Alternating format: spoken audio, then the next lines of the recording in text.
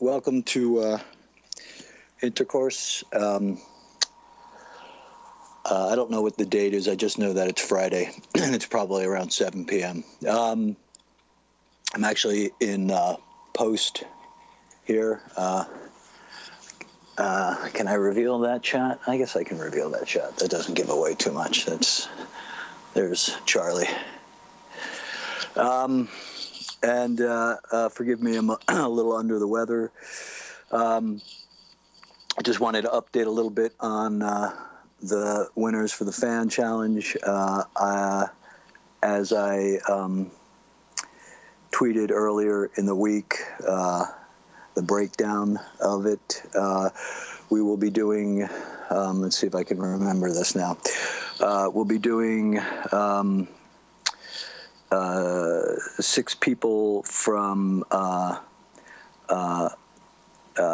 local SoCal area, 6 members of the armed forces, and then 2 fans from outside of California, the rest of the U.S., and I believe, and if I'm not mistaken, that includes a guest as well. So, and then one, sorry, I'm using my new iPhone because I'm a fucking Mac, Apple crack addict. And then one fan from Canada. And that'll be the breakdown. And that'll include, obviously not the local SoCal people, but the people from outside of California, and it's airfare and hotel, and then everyone will be invited to our finale party, where we will watch before anyone else the final episode of the show. And hopefully we'll have some cast members there. Obviously, it's people will be done shooting, so people will be off doing other projects. But we'll definitely have some people there. And I think we're going to try to get the Forest Rangers to play and have it be sort of a festive evening. And I think home entertainment will be there to cover it, so it'll all be on the DVD, and you will be part of our DVD extras for season 7. So that's the deal. And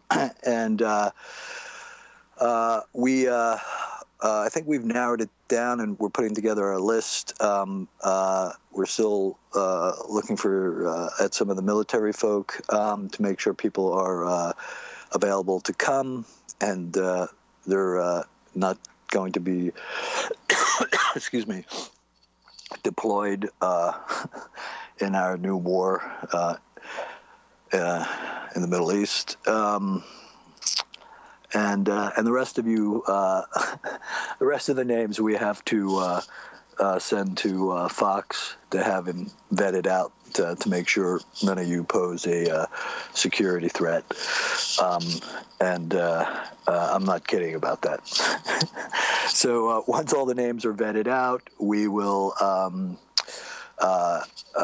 we'll have the list, and I will announce the winners next Friday on Intercourse. So a week from right now, I will announce who the winners are. And look, I know look, we have all you people are incredibly dedicated, and I appreciate all the DMs, and I understand your passion, and look, you know, obviously I'm going to make a couple of you very happy and disappoint the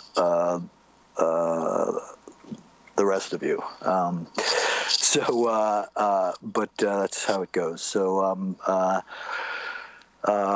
what else? I'm in post here, and on what episode are we doing, Tammy?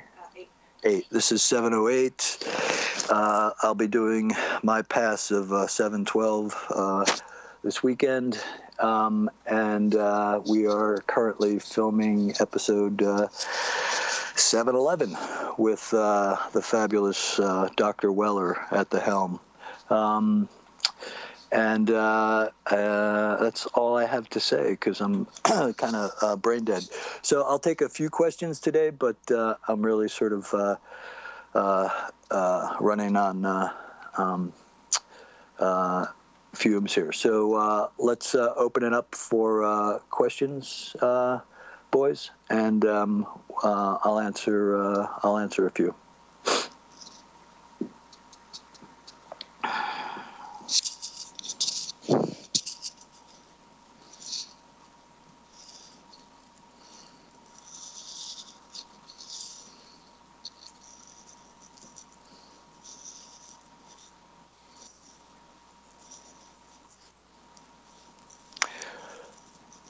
We can start with the gentleman in box 1 up there. Hey, man. I'm sad that you're not feeling better, man. I appreciate you doing this for us. We all do. All good, man. Yeah. My question to you is basically it's regarding. I'm sure you've probably heard something about this question before, like how your show has impacted the biker community, and I know you keep it very realistic, or as realistic as you can keep it. I was wondering how, if as the show has gone along, do you think the show has become more realistic, or if it's become realistic in a different way? The way I tonally how I handle all that stuff is I don't know if it's impacted the biker community. I think it's I think there's parts of the show that have informed the rest of us about the subculture in perhaps a way people didn't know of. I think so we've managed to do that. This show has a very this show has a pulp violence factor to it and a dark absurdity running through it. So it's always sort of been uber real in terms of stories and situations and violence. None of that is realistic in a sense that, the outbreaks of violence within these clubs is fairly infrequent, and but obviously, for dramatic purposes, you need to live in a world where that conflict expands and becomes, something compelling to watch. What I try to keep real is all the details. So I was I'm very much a stickler for the details of the world, as far as the bikes, the cuts, what these guys wear, what these guys say, the bylaws of the club. I try to keep all those details as realistic and grounded in reality as possible. And if I'm able to do that, then I think it allows me to tell these stories that are bigger than life and outside the scope of what these guys do, and still sort of have a level of being organic and gritty and stuff like that. So that's always sort of been our philosophy, and I tweeted this the other day because somebody had asked me about that. And for me, that sort of pulp violence and the comedic dark absurdity of the show is sort of it's the fun candy coating on it all, and I think that's what attracts a lot of people to it. And then I think once you get past that, you realize that there's perhaps something else going on, that we actually have characters that are three-dimensional. We have relationships that are complex. We have, a story of a hero that's conflicted about his legacy and his own personal mythology, So I like to think that once you get past all the action stuff and the blood and the guts, that there's something else going on. And and I'm of the opinion that we may attract people to the show with some of those externals, like the action component and the fact that, I have good-looking guys in leather on Harleys, but that only, I think, the impact of that is fleeting. So the reason I think we've been able to maintain our audience is that at the end of the day, people don't come back because of that stuff. They come back because of the character stuff. They come back because of the relationship stuff. They come back because of the story. So that's always sort of been our philosophy, and it's worked so far, and I don't think it'll change much in the next in the next 2 episodes.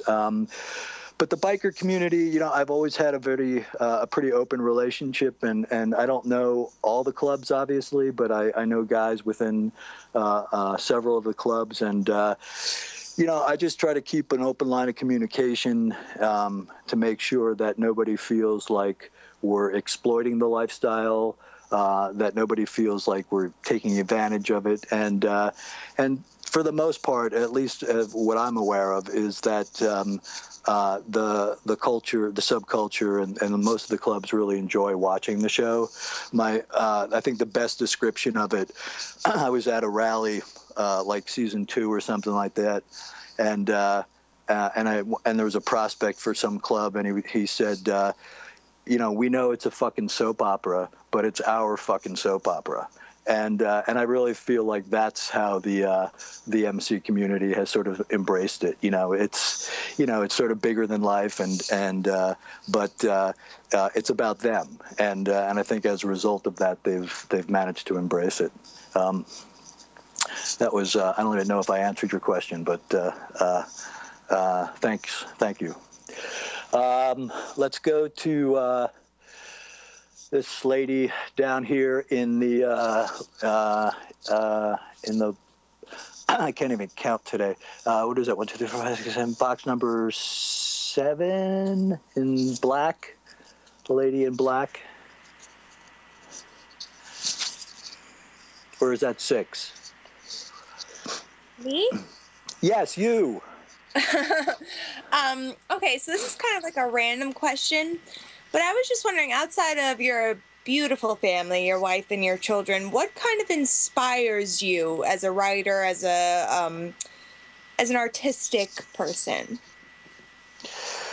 Inspires me in as far as what I write, or inspires me to manage to get out of bed in the morning? Well, I would imagine the latter would be your family, but let's go with the former for right now.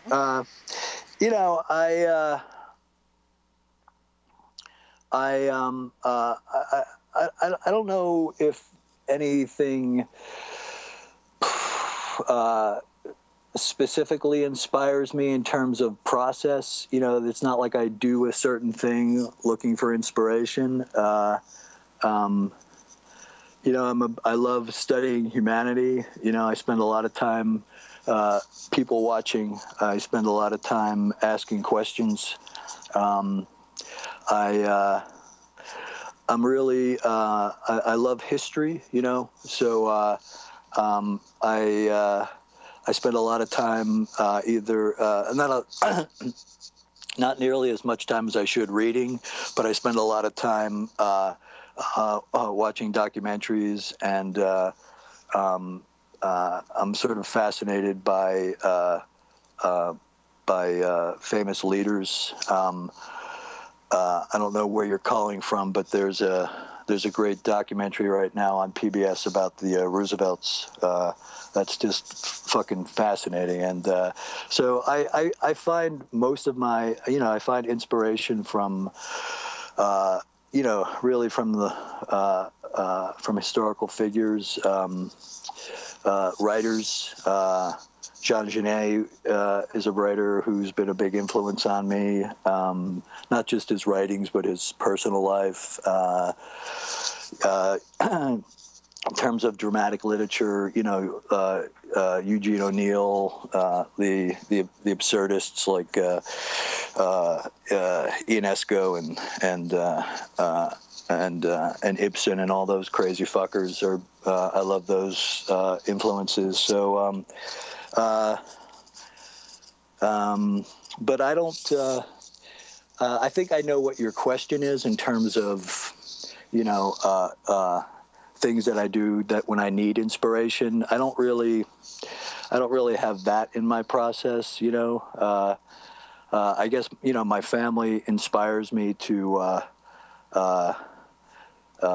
keep going on days that I don't want to keep going, and so I have a lot of people that guide me and get me to show up on a daily basis. But I'm I'm sorry, I'm like lapsing into delirium here. But so I think I answered your question. Maybe. Yeah. I don't know. Okay. Thank you. Let's do. Is it box number 6? It looks like there's 2 people. I'm doing this on my iPhone, so I can't say yes. Yeah, there we go. Hi.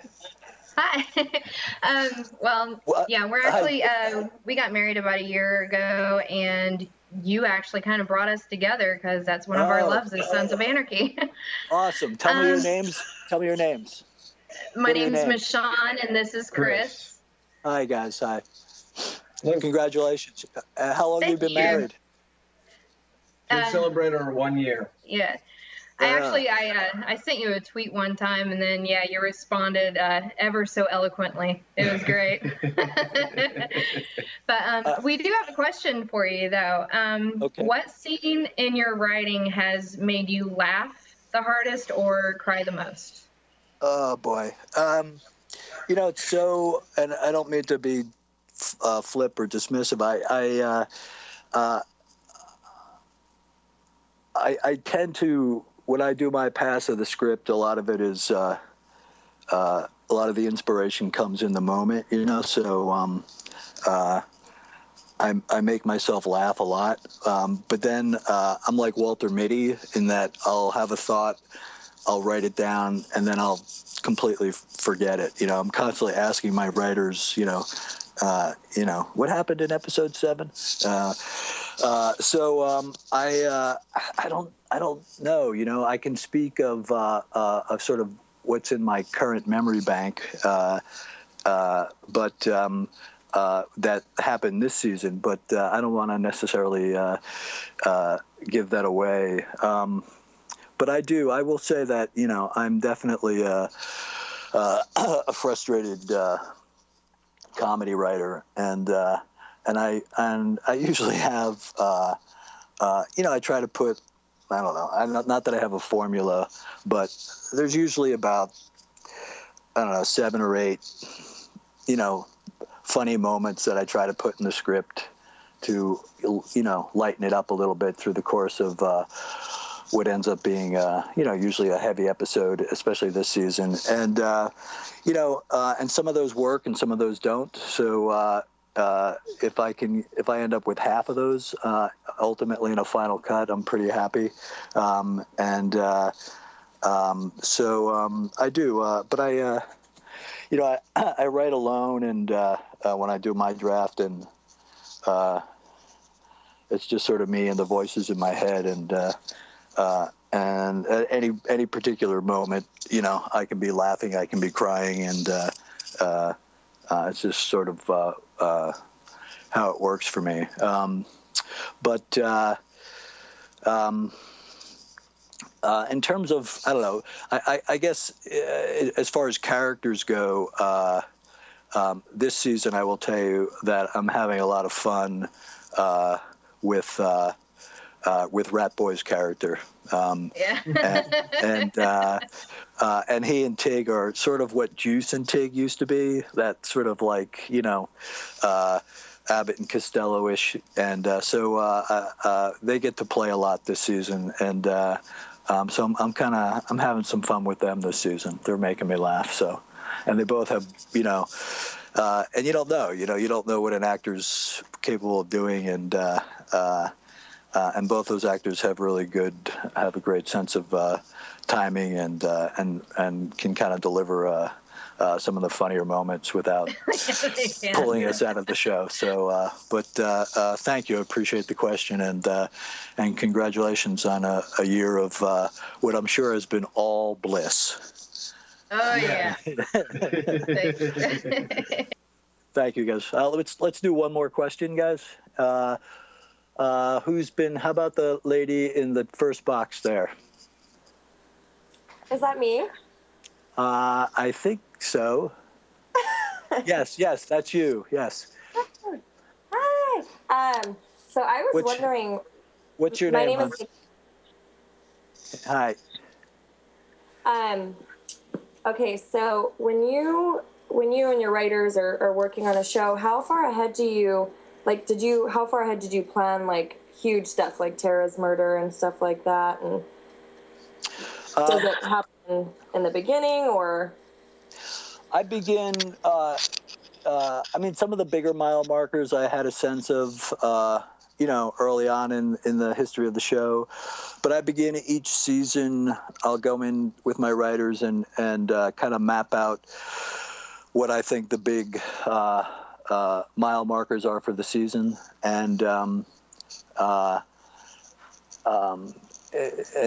that'll usually determine the rhythm of the show, and then we'll sort of figure out not even how those things happen as much as where they're going to happen in the course of the season. Are they going to happen in the middle? Are they happening at the end? And then we'll sort of loosely drop those into episodes, and we'll beat out, we'll have sort of the big mythology beats, and know where they're going to land. And then then the hard work of being out every episode and coming up with the A story around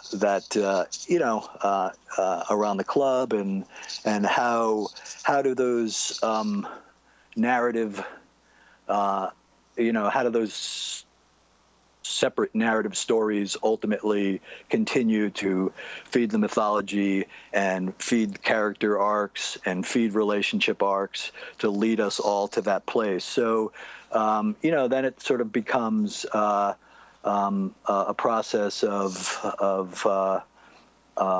figuring out what kind of stories to tell and how best to tell those stories. But it all depends in terms of what the event was. Some of them I didn't see coming. Some of them I knew were going to happen. Some of them I thought were going to happen and then decided not to have them happen. So I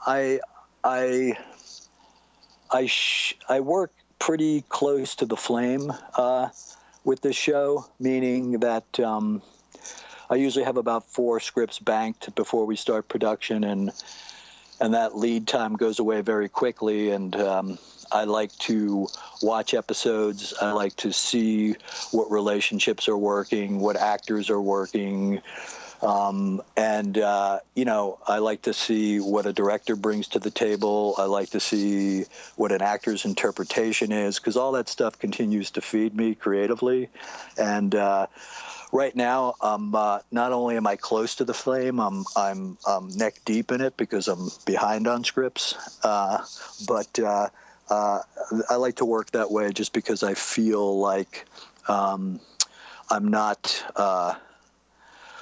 writing in a vacuum. I'm not like writing in my ivory tower, throwing out the scripts, and that somebody else is doing something, and then it all gets done in process. It's all very much a well-oiled machine, and I'm usually doing. My days are pretty much writing in the morning, and then I come in, I work with my writers, then I go to post, then I try to see my family if they're still at my house, and then I do a writing shift at night. So I'm very much engaged in all the processes on the show, and and that allows me the fluidity to tweak and alter and change. And I've said this before, but it's really true, is that even those ideas that I had coming into the season, the looser my grip on what I think should happen, the better the show becomes. So ultimately, things start to take on a life of their own, and they'll go in a different direction. And if it's better for the show, I have to embrace that, and it just keeps it more real and more organic. So that's sort of the way I work, and it's clearly not the most healthy way to work, as my as my sickness will attest to. But it's sort of I think what's best for at least a show like this that's primarily character driven, and really, you know, when you have great actors and directors contributing week after week, you don't want to deny that contribution. You know, I'd be a fool not to appreciate and incorporate some of those interpretations into how I write and what I write. So that's the way it works. Thank you for your question. And again, I feel like I feel like I'm in Long Day's Journey tonight right now. I feel like Catherine stumbling down the hall in a opiate haze. That's it. Thank you for tuning in, and we will do this again next week, hopefully not from my iPhone, because I'm sure that got really annoying. And we will announce the winners for the fan challenge next week on Intercourse. Thanks, guys.